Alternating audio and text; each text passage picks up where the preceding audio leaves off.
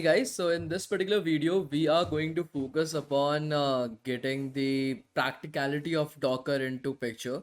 We have discussed about images, we have discussed about containers, so let us look at it in a little bit more practical sense. So what I'm going to do right now is that I have created a folder called as Demo DevOps right over here, as you're able to see. And I'm currently in that itself. So I'll just clear off my terminal. So we will be working inside of the terminal itself. So let's keep it a bit more clear and fresh rather than it being a little bit having a lot of stuff inside of it. Okay, so the first thing that we are going to do is we are going to run a demo version of Docker that it suggests. What I'm going to do is I'm going to go on my website. So let me go on my website itself. Give me a second. So this is the Docker documents. Okay, so if I go to Docker and then I go into your getting started. Okay, let's go into getting started itself.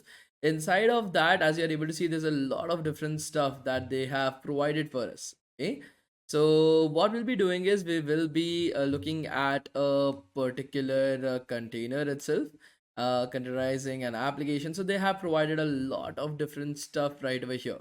Of course, we want to start from the utmost basics and we want to start with a very simple project itself. So we're going to search for hello world of Docker. Let us search for hello world and can't put down world support documents. We'll search in documents itself.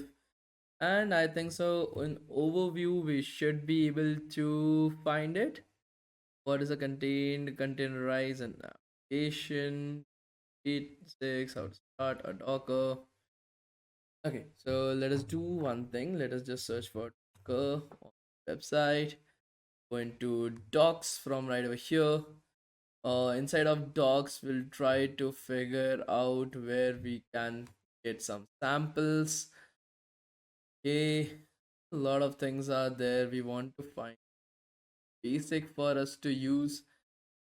Getting started should have download and install. I think so. We have already downloaded it. So I think so. The last class we have seen how to download a particular Docker. So we are going to see the Hello World example for Docker. Hello World example Docker. Think so. This is it. So the first link that has opened up for hub.docker.com for Hello World. Let us see if we are able to see that. Yeah. So this is here. So what we are going to do is we are first going to run this particular command. Okay. Docker run hello world. That should run the container image container called as hello world for us. So let us go back to our VS code. Let us run this. Okay. So Docker uh run hello hyphen world. Unable to find the image hello world latest locally, so it is pulling the image that is there. Once it finds the image, it will run it for you. Now as you're able to see, it has already finished running it. This image is a self-closing image. What do I mean by that is it does not keep itself running. It has something that it needs to do. So when you start that contain when you create that container, you got the image of hello world, you created the container, and it is showing you this message inside of your terminal. That is the use of this particular container. Just a hello world container just to print something out on your screen itself. Okay, the next thing, that if you want to check whether Docker is working on your computer or not, you can just write Docker and then ps, okay, or Docker info. Okay, any of the above stuff should work for you. Okay, both of that will show you some information, and if it is working, that information will be shown to you. Now what do you mean by Docker PS? So it basically shows you the current containers that are currently running on your system. Okay, whatever containers are there that are currently running on your system, that you will be able to see right over here. If you want to check whatever containers have you run in the past, for example, right now we've ran the Hello World container, right? If you want to check that, you can directly write Docker hyphen okay, so Docker and then PS and then hyphen A. Okay, that is what you need to write right over there. Okay, it's a very simple command, guys. So just write Docker PS and hyphen A right over here. you are able to see right over here that this container id, let me make it a bit smaller, let me rerun that. You're able to see this container id that is there, then the name of the container, that is the image, is hello world. The command that you wrote, that is the hello world command itself, you created it about a minute ago, okay, exited about a minute ago, and the name of that particular container that you created. So the image name is hello world, but the container name is cranky salmon, so that is an automatically given to you. Okay, so that is how you created and ran your very first container, guys. Now, like I said, this container was a self-closing container. Okay, you wrote that and it just closed. Now let us check what are the different images. So from images you are able to create containers. Right over here the image was the hello world image. If you want to check what are the different images that are currently there locally on your laptop, you can just write docker and then image. Okay, so that will show you all the different okay, so I did some images. Okay, docker images, guys. As you're able to see, you are having the hello world latest, that is the latest version of hello world. The image id created, when was it created? 17 months ago somebody updated it. And then the size of that image itself. So right over here, whatever images that you are having on your laptop, you would be able to see it from right over there. Now, like I said, this is a static image. Like it just start whenever you run it, it will start, it will close, it will do something, that's it. Now, for example, a server cannot run like that, right? A server needs to run all the times because people will be continuously accessing your server at all times. So these type of stuff needs to run all the time. It cannot run for just like 1 second and just close itself down. So let us create our very own server right now. Okay, so we are going to create an Ubuntu based server. Okay, so for that we are going to write docker run, and then we want to, because it's a server, right? It's a server which will have an Ubuntu operating system base as the Ubuntu system itself.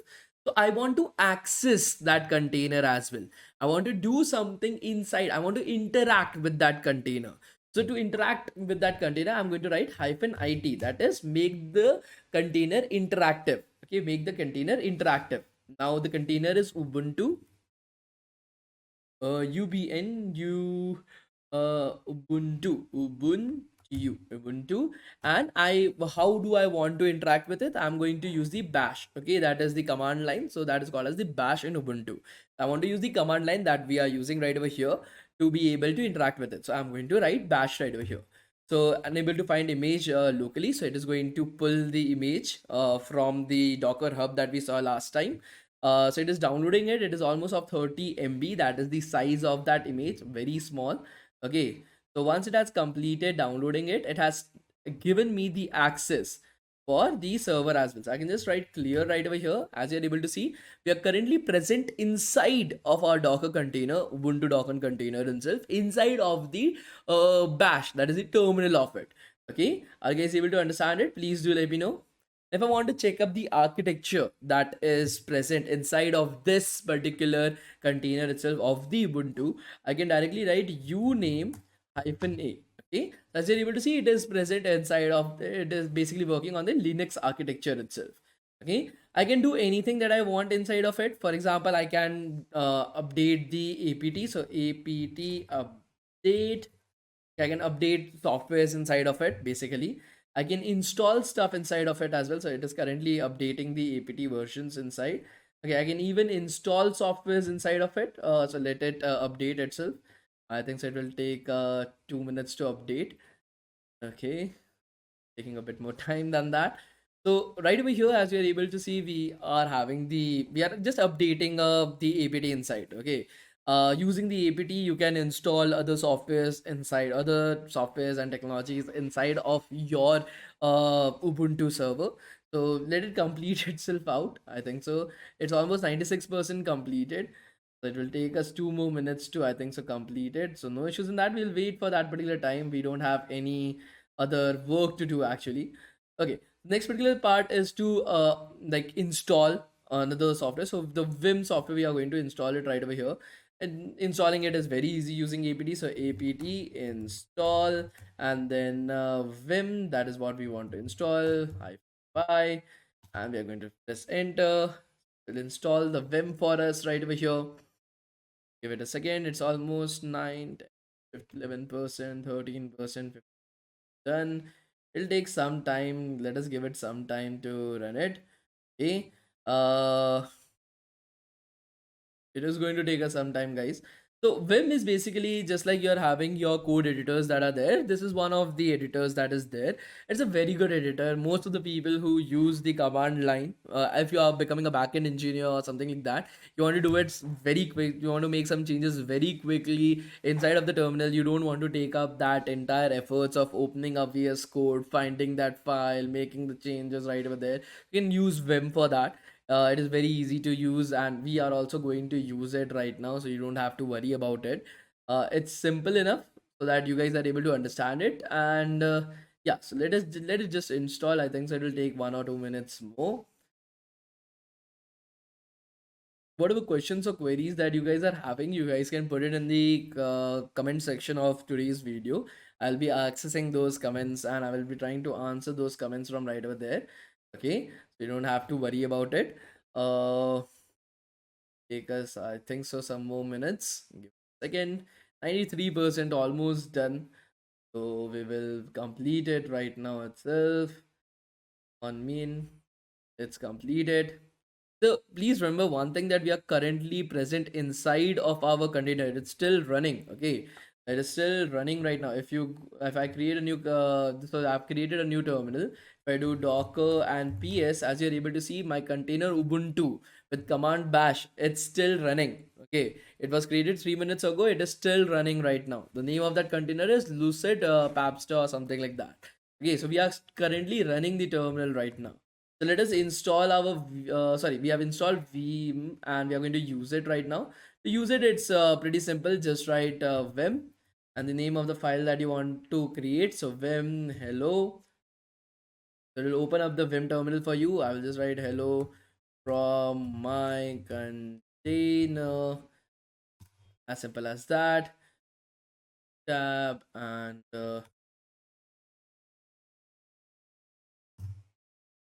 okay, so that is how you are able to write something inside of your container itself. So I've written something inside, like you can edit it as you like. Okay, you can write hello. I've just skipped on hello itself right over here.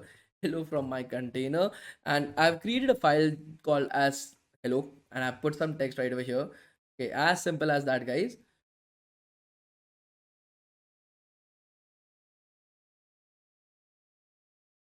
Okay, so these are some of the things that you guys need to understand. Okay, now to exit the container, you just have to press uh like escape. Okay, first press escape, guys. Sometimes it might not work for you, so you might have to press it twice. Okay, the next thing that you have to do is WQ. Okay, so colon WQ you have to write. Press first press escape, sometimes twice as well. Then write colon WQ. That will make you escape the Vim itself. Now, if I want to close this entire container down, I just have to do Control C, Control D.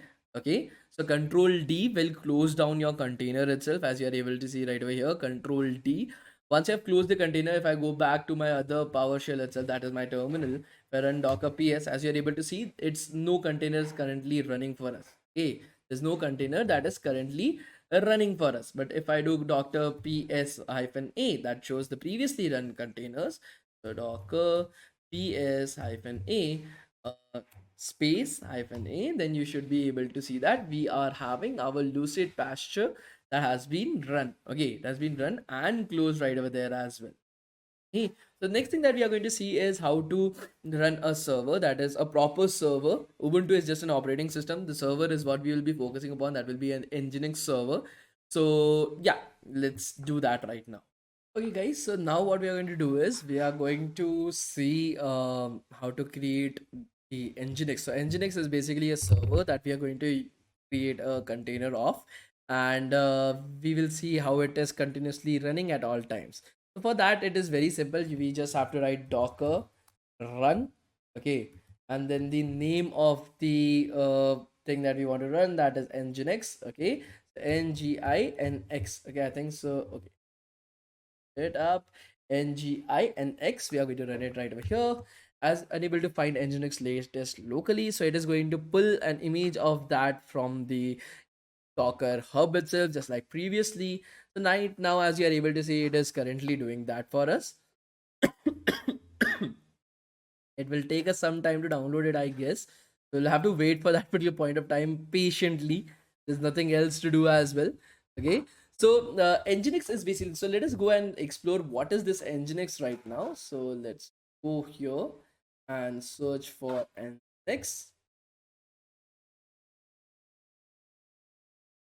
Time. Okay. Next for that while the download is currently on. So, Nginx, as you are able to see, why is Nginx used as an open source software for web serving, reverse proxying, caching, load balancing, blah blah. So, it started out as a web server designed for maximum performance and stability. It provides a web server. That is what you need to understand. Okay, it uses a Linux OS and it provides a web server for us to use. That is what we are going to currently consider it as. Okay, so right now we are still have to download some 20 MBs, I guess. It is still going on pretty slow. I think so. The internet is going up pretty slow right now. We'll wait for 5 more minutes and we will try to make sure that this is created right now. There's nothing else to do, I guess. Okay.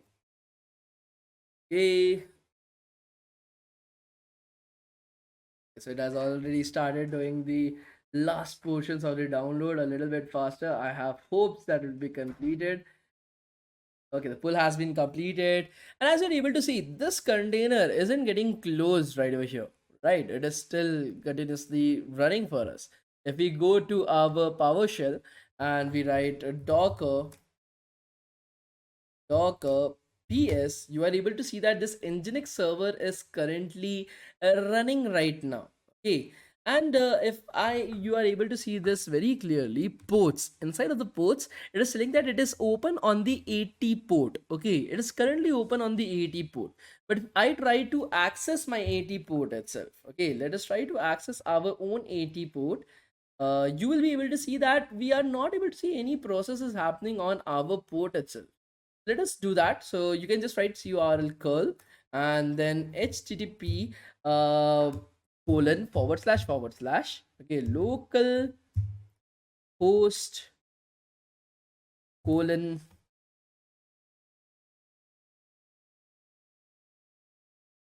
a local host colon, I think just local host should work, I guess, to open it up.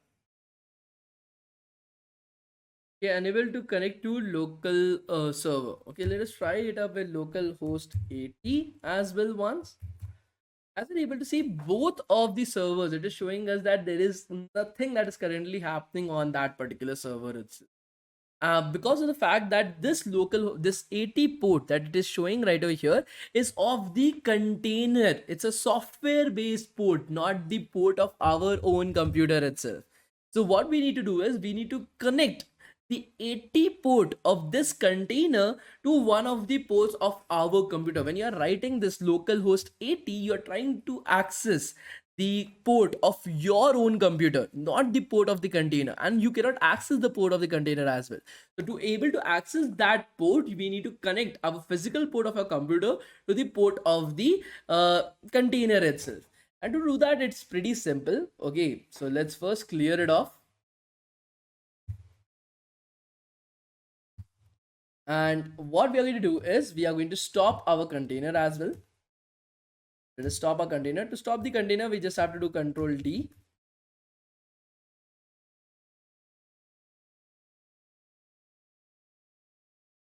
Okay.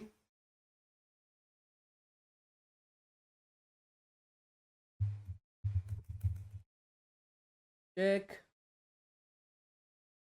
Problem right over here. So, so as you are able to see right over here that by doing Control C or Control D, it is not stopping. So what I'm going to do is I am going to use another method to be able to stop it. So if I'm doing Docker PS, you are able to see that this particular container is currently running. The name of the container is Superfied Williamson. That is the name of the container that I'm going to copy it from right over here. Should do a control C, and I think so that should copy it up. Copied it up, control Z. And what I'm going to do is I'm going to write a very simple sentence. First, I'm going to stop my container from running. So Docker, and then I'm going to write stop and then the name of the container that I currently created. That will stop my Docker container. So if I'm doing Docker PS, then you are able to see that none of the containers are currently working for me. Okay, that is how I will be stopping my container if I was not able to stop it directly from the terminal itself. The next thing that we have to do is, like I said, we have to connect our computer's ports with the ports of our container itself. That is what we want to do, right? So what I'm going to do is I'm going to do that by using the -p command. Okay, I'm going to do that by using the -p command, and it's a very simple command to write as well. It's almost the same. Okay, if you look at it, it will look almost the same to you. Docker run -p, okay, wherein we are going to do the port connection that is between the 9000 port and the 80 port. The 9000 port is our computer's port, and the 80 port is the port of our container of Nginx that we are going to create. Nginx. That is what we want to create right over here. We'll do that for us. As you're able to see, it has started the process and everything. Now, if I go again to my okay, so one right over here. So I'm able to see both of these stuff separately. I don't want it to happen like that.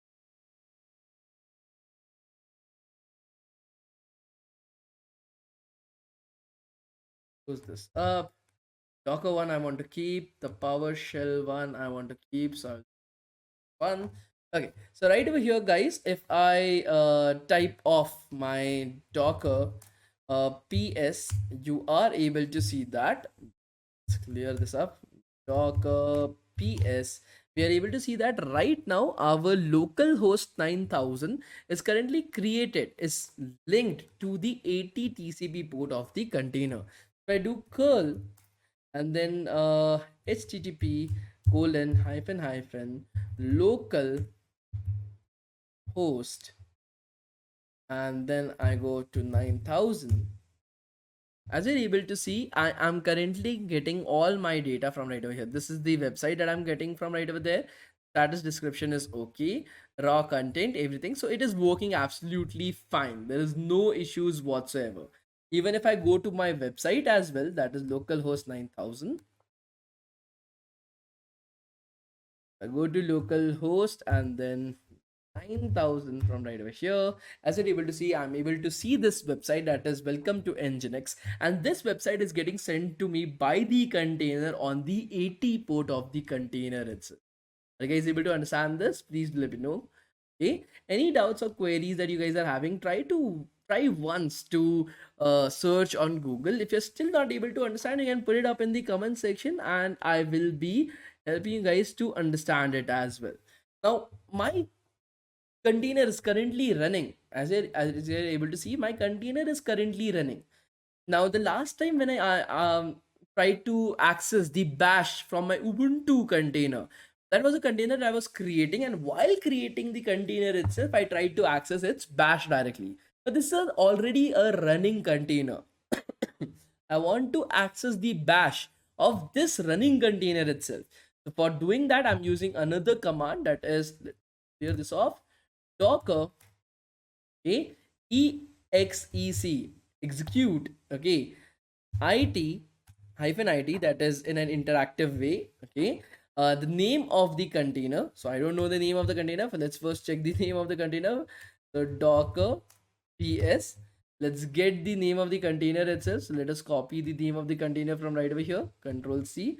So again we'll write it docker exec, okay, that is execute hyphen it in an interactive way, name of the container, and then bash, okay, that is what we want to execute. Okay, so as you're able to see, we are currently present inside of the bash of our already executing container itself. It's already executing, please do not forget that.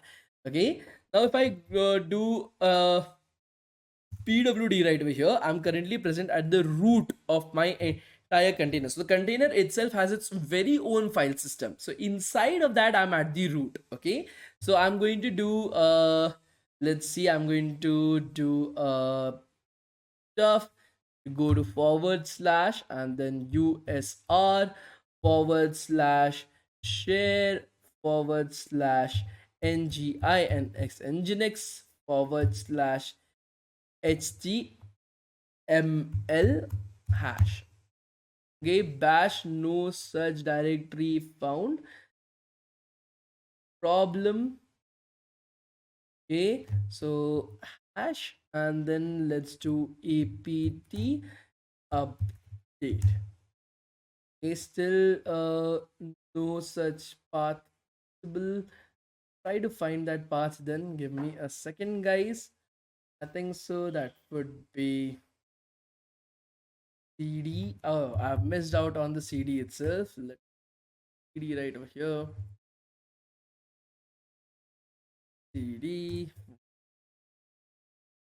I think so this should work for us. Let us check that. I'm going to do cd is basically to go inside of that particular folder itself. Now I'm present inside of that folder. Now I'm going to do an ls right over here. I'm able to see my index.html that I'm able to see on my screen, right? So let's basically list all the files and folders that are present right over there. If I want to see what is present inside of my index.html, I can do a cat and index.html, that I will be able to see what is present inside of my index.html folder file. So as you are able to see, this is what is present inside of my index.html file that is present right over there. Okay, now what I want to do is I want to install vim, that is the code editor that we used later on as well. So I'll just do an apt update, do an apt update right over here. So that will update my apt inside of here so that I'm able to install the packages that are required. So it will take us 2 to 3 minutes right over there. Once it's done, then I'm going to install vim. Okay, vim is very important, guys. So the next thing that we're going to do is we're going to do apt install vim hyphen y. Okay, so apt install vim hyphen y. Okay, that will install the vim for us. Now to open up the index.html inside of vim, we are just going to write vim index.html. That will like open up or index.html inside of a editor wherein you are able to edit. So cat was used just to see what is present inside of the index.html. You're not allowed to edit anything. Right now we want to edit something, so for that we need an editor, and for that we are currently installing vim. It will take us 2 to 3 minutes to install vim itself, and then we will move on with using vim to access our index.html and to change things up as well. So it will take us 2 to 3 minutes to actually do this. So let's make sure that we are able to complete it. Now that it has been downloaded for us, let us try to run vim. Vim index.html, vim not found. I think so there's a problem with installing vim. Let us try to reinstall it once again. So let us give it some time to reinstall it. I think so the last time we had some problem in installing it. Almost completed, the progress is completed. I think so this time we have installed it correctly. So vim index.html, and it has opened us for us. We'll remove this. Okay, so you can move around using your cursor itself. So to insert something in your vim itself, just click on I. So you will see this insert written down below, and then you can just like remove everything. Welcome to DevTown. That's it. I'm just making a small change right over here. Then I will just press escape and then colon WQ. That will save and then quit the file itself. So now I have updated my index.html file. So if I go back to my website itself, so let us see Docker, it is currently running. There's no issues in that. If I reload my website, as you are able to see, now it is showing me welcome to DevTown instead of welcome to Nginx itself. I hope that you guys are able to understand this. Now I'm going to close the server itself. So here we have learned some. So to close the server, you can do a Control D. If it is not working for you, Control C or Control D is not working for you, you can go to the other console. Okay, directly do Docker and then PS as your. Okay, we are still in the root itself, so we need to get out of it. Okay, so do a Control D to get out of the container itself. Now that we are out of the container, we'll do Docker and we'll do a Docker PS right over here. Exciting, we already have that, so we're going to close it. So Docker stop and then the name of the container. So that will stop the container for us. Let us check if the container has been stopped or not. As you're able to see, the container has been stopped right over here. Go back to the next particular thing. The container has been stopped. So there are various different use cases, right? We have to taught you guys how to start a container, how to link a container porting with the current porting itself. You can also use like whatever current volume that you're having. For example, there's something called as Docker volume. So whatever files that is present inside of the Docker itself, okay, that for example the index.html file, you can connect it to the file system of your own computer, and every time that you're making changes in your computer, you can save it inside of that container itself instead of you accessing the container, opening up the files inside of the container itself. Like I said, this is just the basics of Docker, just a practical hands-on for you guys to understand it. There's a lot of in-depth things that you will have to do behind the scenes. Now, of course, in the training and internship program, we go to the full extents of understanding Docker for practical use case because it will be a production thing. In this bootcamp, this is more than sufficient. You guys will be receiving your certificates within the next 7 days itself on the email ID that you are using for your attendance. There's no attendance for today's class. You don't have to worry about it. Okay, just make sure that whatever previous attendances that you have filled, on the basis of that, you will be receiving your certificates, all the three certificates on your email IDs directly. Thank you so much, guys. It was amazing for you guys, and we'll meet in a future session maybe. Thank you so much, guys. Thank you.